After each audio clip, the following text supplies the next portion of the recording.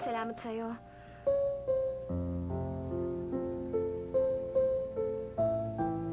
Sorry kasalanan kong lahat kung bakit kayo nag-away ni Dao Mingse.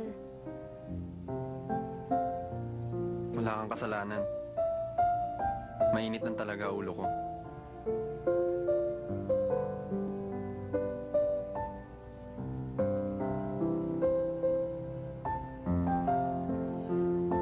Bakit?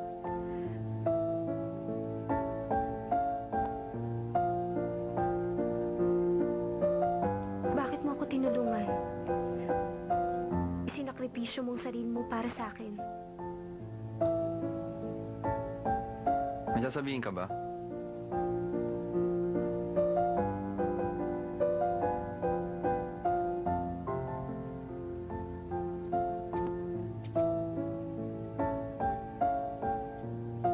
Sabihin mo lang kung anong gusto mo.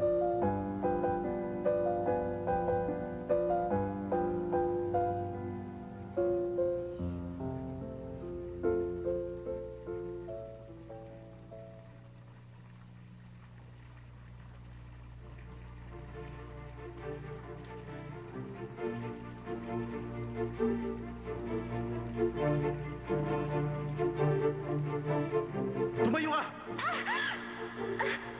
Hanggang kailan mo tutulungan ang babae ito? Wala kang pakialam. Bitiwan mo siya! Aray! Bitiwan mo ko! Dao Mingse, halimaw ka talaga! Okay. Wansele, tapos na tayo. Wala nang usapan.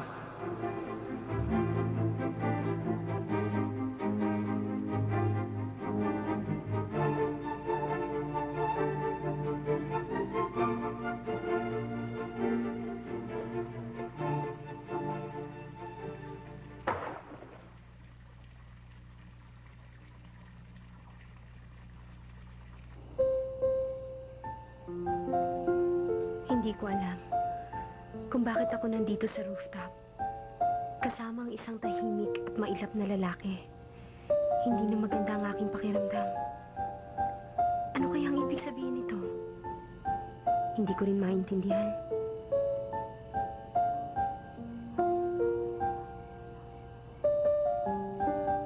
Mag-uumaga na. Naghihintay ba siya ng tawag mula kay Chin? Tulad ng nakaraang araw?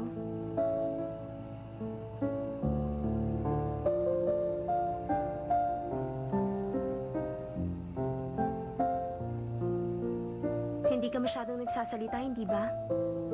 Minsan nga hindi na nagsasalita. Oh. Naabala ba kita? Magdamag ako nandito. Hindi naman. Hindi ka naman nagsalita, kaya okay lang. Salamat.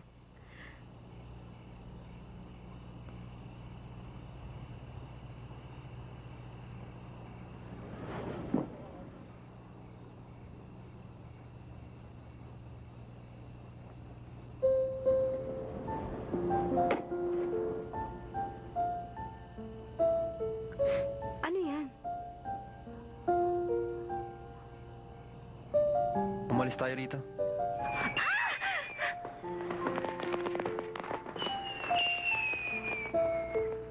Watchley, nababaliw ka na ba? Fireworks sa ganitong oras? Sana sinabihan mo mula ako. Nung bata pa ako, sabi ng kaibigan ko, dumadalaw ang anghel sa Diyos pag mag-uumaga na. Kung magsisindi ka ng fireworks ngayon, mapapansin ka nila. At matutupad ng iyong mga pangarap. Narinig mo na ba yon?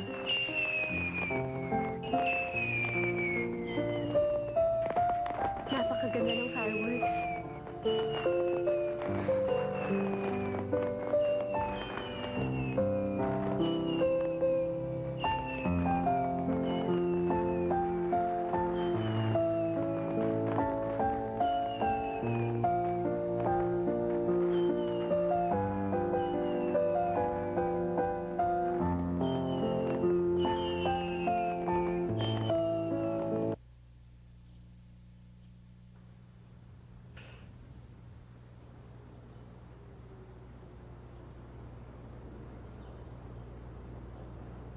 Sa likod ng eskwelahan, Yung puno sa tapat ng utility pole.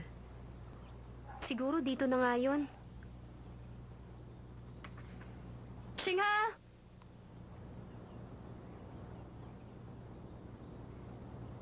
Wala siya. Shinga! Shansai! Ano ka ba? Ginulat mo ako. Bakit kanya lang itsura mo? Napaka-weirdo. Hindi, para hindi lang nila ako makita.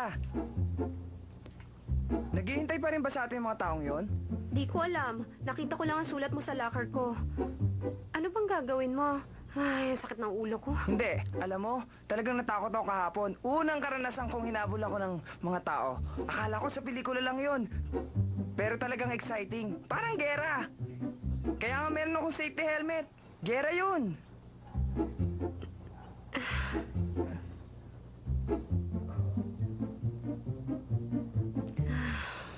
Shansai, anong problema? Wala lang. Bakit? Nainitan ka ba? Okay lang ako. Ah. Ano? Sasama ka ba sa biyahe sa spring vacation? Yung bakasyon sa Hawaii, $50,000 yun. Pagkain na namin sa 3 buwan. Hindi ako sasama. Ano kaya kung 3 araw na cruising? Dito ba kamo sa ating pulo? Meron ba kayong yate? Wala naman. Pero alam mo, mayaman na ang daddy ko ngayon. Magbubook siya ng tour buses. Pero ang sabi ng mga tao, hindi na raw kailangan. Kaya naisip ng daddy ko na cruising na lamang. Masyadong maluho, di ba? Makikita natin ang Goddess of Matsu. Total, malapit lang naman yun sa pier, di ba? Pero ang sabi ng manghuhula, hindi pwedeng magbasa ang daddy ko sa buwan ng Abril. Kaya hindi sasama mga parents ko. Kaya may 2 bakante. Ano? Palagay ko, tayong 2 ang lalakad. Sansay, ano sa palagay? Sansay! Ano nangyari sa'yo? Sansay! Sansay!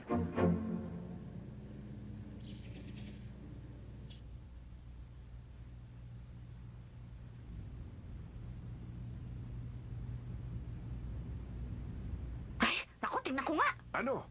Aba, naku, 38.6. Ganun kataas? Magaling! Tama yon. Pag mas mataas, mas mabuti. Aba, hindi ko akalaing lalagnatin siya ng ganon. Hindi naman siya basta nagkakasakit ng ganyan. May kasabihan nga, hindi raw nagkakasakit ng mga baliw. Ha! Ngayon alam ko nang hindi baliw ang ating anak! Ano ba? Ano kasi? Ano ka ba? Pero ang narinig ko naman, Ano? kapag umiibig ang isang tao, malapit sa pagkakasakit. Naku, baka naman Umiibig ang ating anak! Congratulations! Ano ba? Ano ba naman kayo? May sakit po ako. Ay, oo nga naman, may sakit ang anak mo. Kailangan muna niya magpahinga. Tama. Teka, gumawa ko ng lugaw na may itlog para sa kanya. Lugaw? Pakainin mo muna siya. O, sige. Lalabas muna ako. Sige na, sige na, Huwag mo sige. siya pababayaan. Ako nang bahala dito. Ay, naku. Paano mo nasikmurang kainin ang lugaw na may itlog para sa anak ko?